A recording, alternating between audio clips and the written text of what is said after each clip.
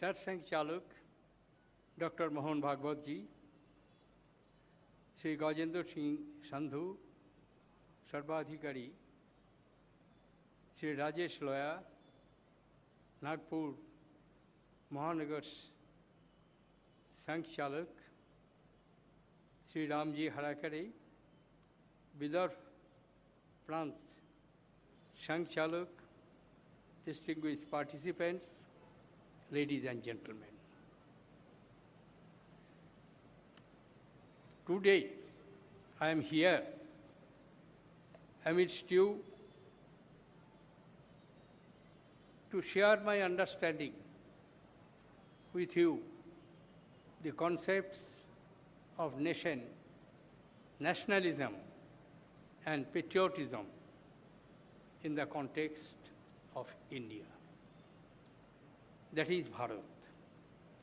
These three concepts are so closely intertwined that it is difficult to discuss any one of them in isolation.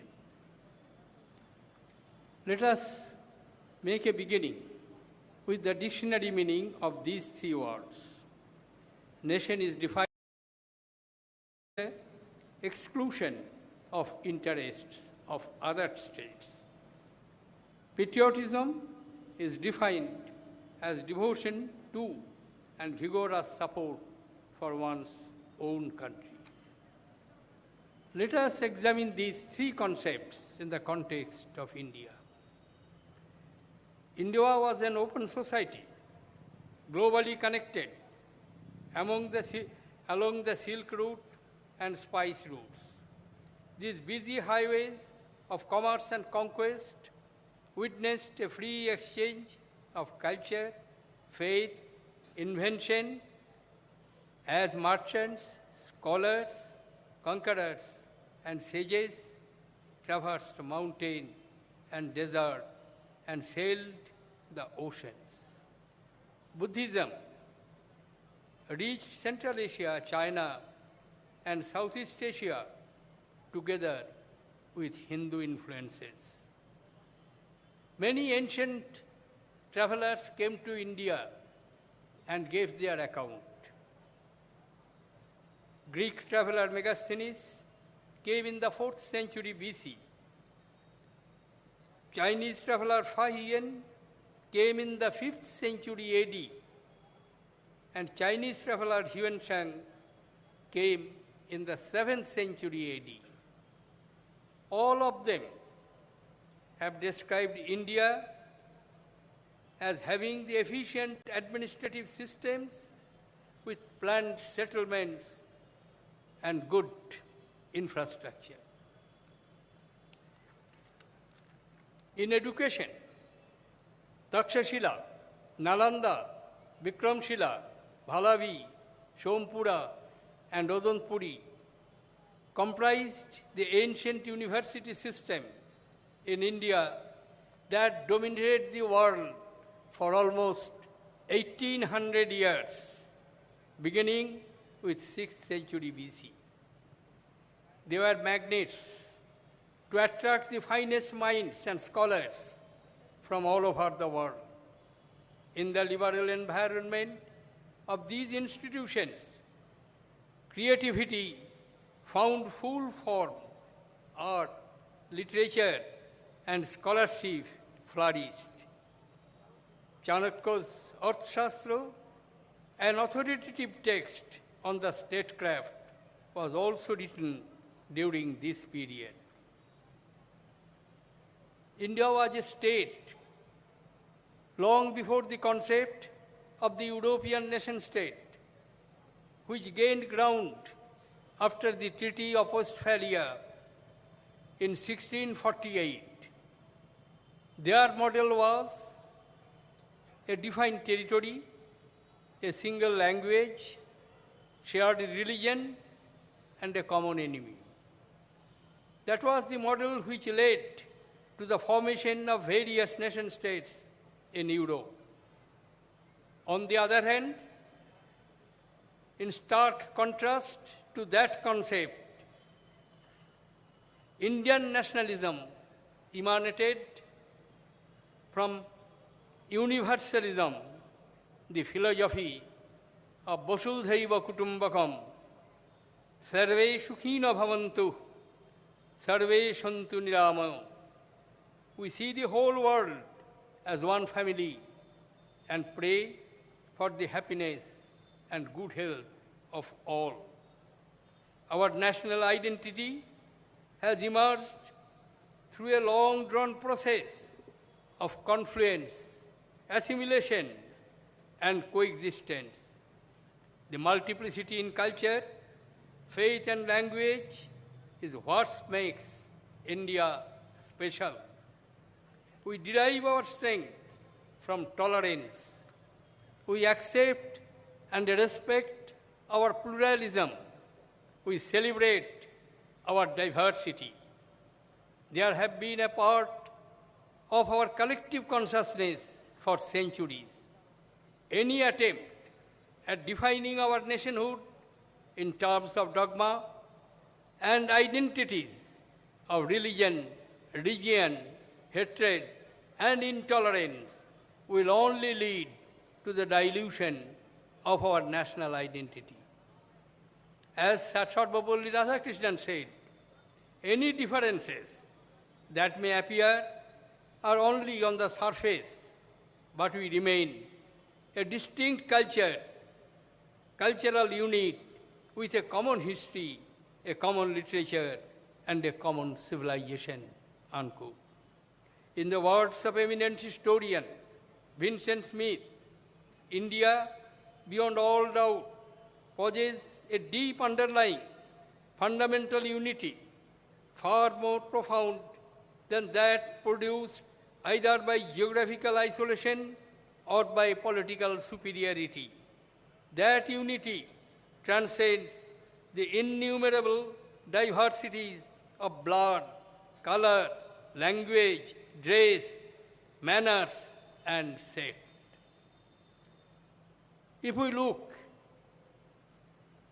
we have a quick look at the history, the emergence of Indian state can be traced back to the days of Mahajanapadas in the 6th century BC. In the 4th century BC, Chandragupta Maurya established a powerful empire in the northwest and northern part of India. Emperor Ashoka was the most illustrious king of this dynasty, whose reign has been described as the brightest interlude in the troubled history of mankind. It was he who, at the height of victory, converted the sounds of Bheri-Ghosho, war drum, into the sounds of Dhamma-Ghosho, sound of the drum preaching peace, fraternity, and love. After Maurya dynasty, again India was broken into small kingdoms, spreading all over the area. Then came the Gupta dynasty, around 3rd century AD. Many dynasties, and Gupta dynasty collapsed in 550 AD. Many dynasties, powerful kingdoms, ruled India in northern and southern part. In the 12th century AD, after losing the battle at Tarain, Delhi was captured by the Muslim invaders. The next 600 years were the Muslim rules, and which was finally taken over by a mercantile company, East India Company, winning the battle at Plassey in 1757, and thereafter, with the success in 3 battles of Arcot, a mercantile company, East India Company, captured a large part of territory in eastern India and southern India. A size, big chunk of the West India, the British Emperor received as a gift, marriage gift, which was also annexed to the administration of East India Company.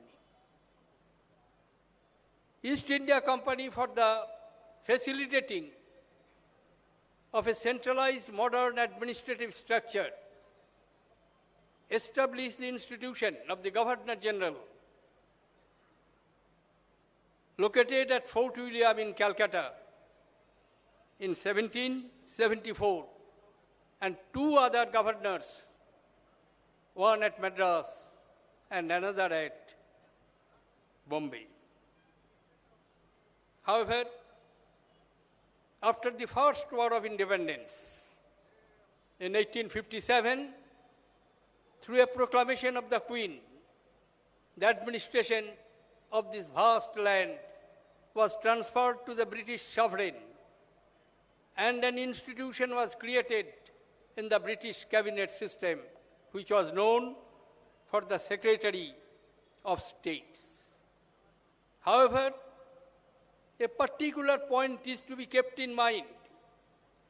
Throughout the period of 2,500 years of changing political fortunes and conquests, the 5,000-year-old civilizational continuity remained unbroken. In fact, each conqueror and each foreign element had been absorbed to form a new synthesis and unity. Poet Rabindranath Tagore very beautifully and magnificently described. I am quoting two lines and I am saying it in Bengali, and thereafter I will translate in English. Keho nahi jane, karao bhane, koto manusher dhara, durbar srote, elo kotha hote, সমুদ্রে হলো হারা. No one knows at whose beckoning call how many streams of humanity came in indomitable waves from all over the world, over the millennia, and mingled like rivers into the vast ocean and created an individual soul that is called Bharat. Distinguished participants, the concept of modern Indian states were articulated by various scholars, philosophers, thinkers, and political leaders. From the platform of Indian National Congress, Sir Surendranath Banerjee, in his presidential address in 1895, and in his autobiography, which is known as A Nation in the Making, conceptualized the Indian nationalism. This nationalism comprised all Indians living in the British Indian provinces and 565 princely ruled states in India. When Bal Gangadhar Tilak, a great patriot, gave voice to the phrase coined by Barrister Joseph Baptista, Swaraj is my birthright and I shall have it. He referred to Swaraj for the people of whole India, encompassing various castes, creeds, religion spread across British India and princely states. This nation and nationalism was not bound by language, religion, or race. As Gandhiji explained, Indian nationalism was not exclusive, nor aggressive, nor destructive. It was this very nationalism that Pandit Jawaharlal Nehru so vividly expressed in the discovery of India, and I quote, "I am convinced that nationalism can only come out of the ideological fusion of Hindu, Muslims, Sikhs, and other groups in India. That does not mean the extinction of any real cultural or of any group, but it does mean a common national outlook to which other matters are subordinated, unquote. In the process of our movement against the British rules, the various anti-colonial, anti-British, and mostly progressive movements across the length and breadth of the country were ultimately unified in a cohesive national struggle for freedom, keeping the feeling of patriotism above everything, individual, ideological, and political leanings. Ultimately, we won freedom in 1947. Thanks to Sardar Patel's untiring efforts, the princely states of India merged with the British Indian provinces, leading to the consolidation of India. The complete integration of provincial and princely states took place after the formation of states on the recommendation of the States Reorganization Commission in 1956. On 26 January 1950, the Constitution of India came into operation in a remarkable display of idealism and courage. We, the people of India, gave to ourselves a sovereign democratic republic to secure for all its citizens justice, liberty, and equality. We undertook to promote among all citizens fraternity, the dignity of the individual, and the unity of the nation. These ideals became the lodestar of the modern Indian states. Democracy became our most precious guide towards peace and regeneration from the swamp of poverty which was created by 190 years colonial rule by Britain. For us, democracy is not a gift, but a sacred trust. The Indian Constitution, consisting of 395 articles and 12 schedules, is not an instrument for administration, a legal document, but a Magna Carta of socio-economic transformation of the country. It represents the hopes and aspirations of billions plus people in India. From our Constitution flows our nationalism. The construct of Indian nationalism is constitutional patriotism, which consists of an appreciation of our inherited and shared diversity, a readiness to enact one's citizenship at different levels, an ability to self-correct and learn from others. Distinguished guests, friends, I want to share with you some truths that I have internalized during my 50 years and more public life. As party activist, as member of parliament, as member of cabinet. The soul of India resides in pluralism and tolerance. This plurality of our society has come through assimilation of ideas over centuries. Secularism and inclusions are a matter of faith for us. It is our composite culture which makes us into a nation. India's nationhood is not one language, one religion, one entity. When I shut my eyes and dream of India, from Mizoram to Dwarka, from snow-capped Himalayan to way vast Cape Comorin,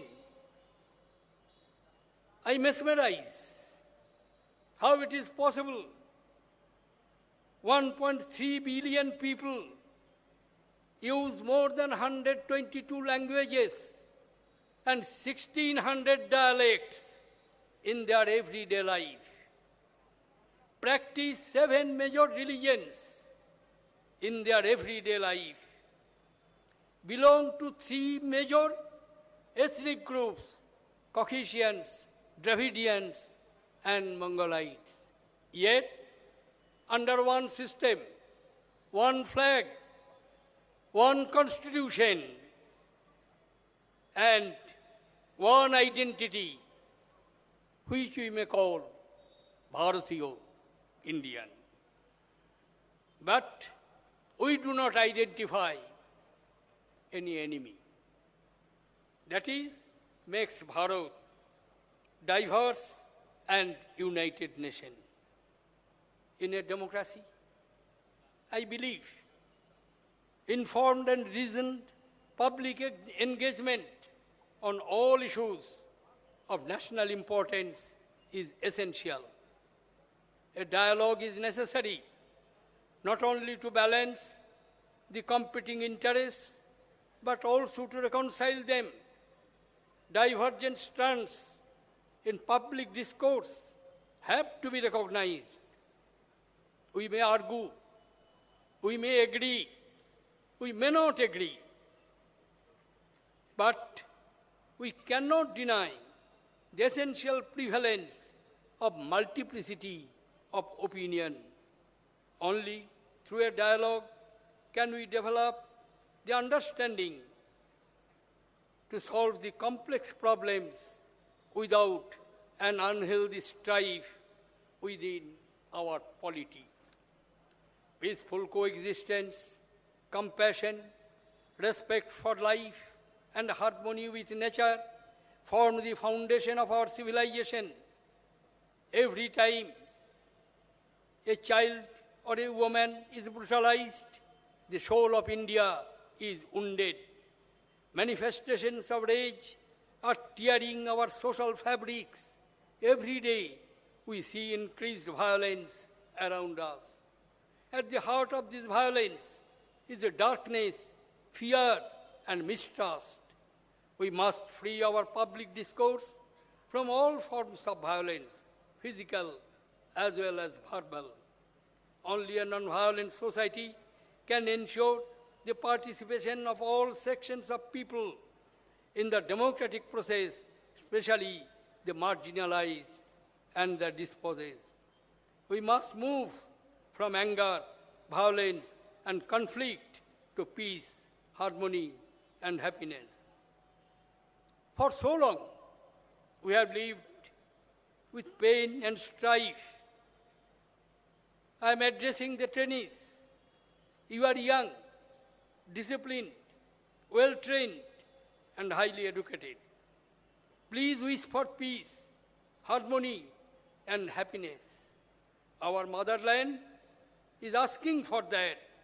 Our motherland deserves that. Happiness is fundamental to the human experience of life. To lead a healthy, happy, and productive lives is the basic right of our citizens.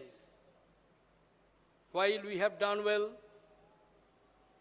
in many macroeconomic areas, growth indicators show how India is emerging as the fastest growing state in emerging economy all over the world. But we have not fared well in the World Happiness Index. We rank 133rd out of 156 countries mapped in the World Happiness Report 2018. When we go to Parliament, just above the lift at gate number 6, there is a slok inscribed in Sanskrit. Slok is from Kautilya. Praja sukhe sukhang rajo, prajanancho hite hitam, natma priyang hitang rajo, prajanang tu priyang hitam. In the happiness of the people lies the happiness of the king. Their welfare is his welfare. He shall not consider as good only that which pleases him, but treat as beneficial to him whatever causes happiness to people. Kautilya placed people at the center long before the formulation of the modern democratic government by the people, of the people, for the people. The aim of the state should be to galvanize the people to fight a concerted war against poverty, disease, and deprivation, and to convert our economic growth into real development. Let the objective of spreading peace, harmony, and happiness inform the formulation of our public policy and guide all the actions of our state and citizen in their everyday life. These and these only will be able to create a happy nation where nationalism flows uninterruptedly, automatically. Satsang Chalok Mohan Bhagwat ji, I beg your pardon as I have exceeded my time, which you were expecting me to speak for. Dhanabad. Thank you. Jai Hind.